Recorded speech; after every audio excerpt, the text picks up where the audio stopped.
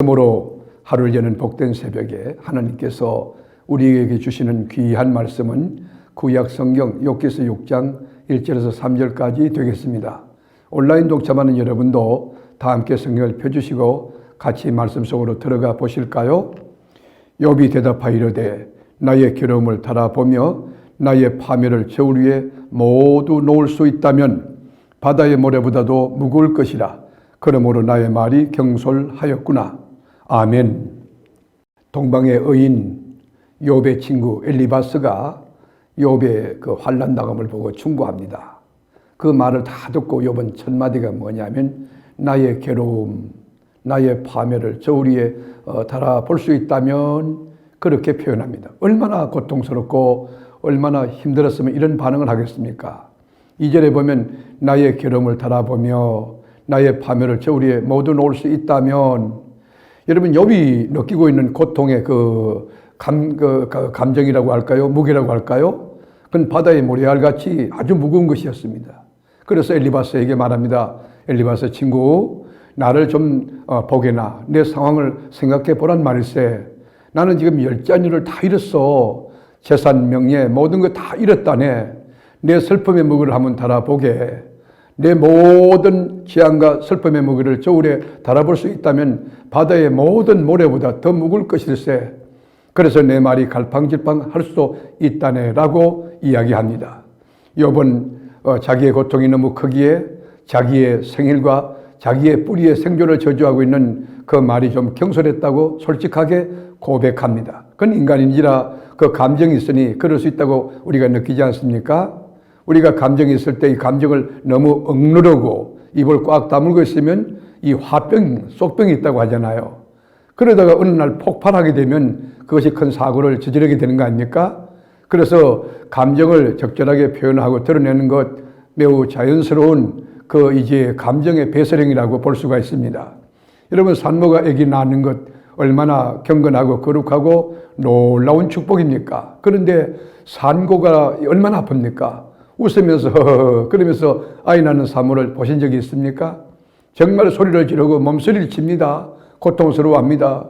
울고불고 야단입니다. 정말 그 인간인지라 그럴 수 있죠. 아픈 것 아닙니까? 아무리 믿음이 좋아도 여러분 권사님이라도 아기를 낳을 때 그 고통은 다 같이 느끼는 그 아픔이죠.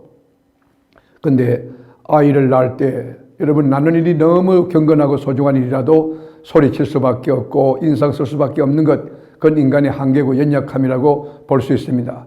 욥은 지금 축복을 잉태하고 있는 상고를 겪고 있는 그런 과정이라고 볼 수 있죠. 그럼에도 불구하고 욥은 거룩하신 이의 말씀을 거역하지 아니하였다고 10절에 고백합니다. 얼마나 귀한 신앙입니까? 이렇게 환난, 태풍, 그 다음에 시련과 어려움이 닥쳐와도 하나님을 의심하거나 말씀을 의심하는 것 조금도 없다는 거예요. 그 모든 것이 좀 혼란스럽고 그리고 화가 났을 뿐이라고 이야기합니다. 그리고 그는 죄를 숨기려 하거나 자신을 변명하려고 하지 않습니다. 근데 참 이상한 것은 욥이 그렇게 아픈 가운데도 엘리바스가 하는 말을 중간에 끊지 않고 다 듣습니다. 경청하는 기본 태도가 되어 있는 거지요. 오히려 친구들은 욥의 말이 다 끝나기도 전에 말하고 싶어서 견디지 못합니다. 욥의 신음소리를 듣고 있으면서 그들의 머릿속에는 자신들이 해야 할 말만 자꾸 생각하고 연상하고 그게 가득 차 있었어요. 4장 1절에 보면 대만 사람 엘리바스가 대답하이르되 누가 내게 말하면 내가 실정을 내겠느냐? 누가 참고 말하지 아니하겠느냐? 여러분, 오히려 욥이 친구의 말을 다 듣고 경청합니다. 그리고 진솔하게 자기 심정과 입장과 처지를 이야기해 줍니다. 그러나 욥의 고통의 하살은 그 원인이 자기에게 있는 것이 아니라 밖으로부터 날라온 파편임을 밝히고 하나님을 경외하며 하나님을 두려워합니다. 4절 볼까요? 전능자의 화살이 내게 박힘에 하나님께서 이 화살을 쏜 것이다. 하나님 중심적으로 해석하죠. 나의 영이 그 독을 마셨나니 하나님의 두려움이 나를 엄습하여 치는구나. 욥은 친구 엘리바스의 말에 대하여 역겨움을 느낍니다. 6절에 보면 싱거운 것이 소금 없이 먹히겠느냐?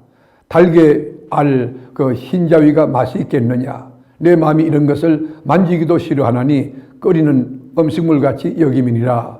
여러분, 이 친구들의 말이 이 도움이 되지 않고 위로가 되지 않고 그리고 통찰력을 얻는데 신앙을 세우는데 도움이 되지 않는 역겨운 음식과 같았다는 것이죠. 입맛 없는 그곳에 소금을 안 치면 무슨 맛이 있겠습니까? 그래서 내가 구하고 사모하는 것을 하나님이 주셨으면 얼마나 좋을까 그렇게 이야기하죠. 8절에 보면 나의 간구를 누가 들어줄 것이며 나의 소원을 하나님이 허락하시랴.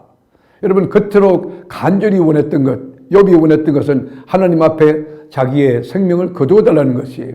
통증이 너무 심해서 견딜 수 없어서 암울해서 답답해서 그리고 이 질병의 고통이 너무 심해서 두려워서 하나님 저에게 선물은 죽음을 주시는 것입니다. 그렇게 구했지만 하나님은 그의 기도를 들어주지 않았습니다. 그렇지만 욥은 고통 중에서도 자신이 하나님 앞에 바르게 산 것, 의롭게 산 것, 죄를 짓지 않는 것에 대해서 다시 한번 감사를 드리고 있는 것입니다.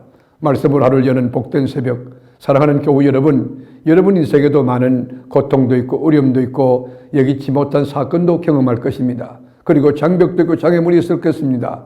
그러나 욥과 같은 인내로 언약의 말씀을 부여잡고 하나님을 하나님 되게 하며 입술로도 범죄치 않고 주님을 찬송하며 하나님의 때가 오겠지. 하나님 이 사건의 해결사고 열쇠를 쥐고 계신 전능자이시니 나의 어려움과 이 고통을 들으실 것이다. 믿고 하나님의 때를 기다림으로 큰 믿음의 장부처럼 넉넉하게 승리해가는 하나님의 사람, 언약의 사람들이 될 수 있기를 주님의 이름으로 축복합니다. 기도하겠습니다.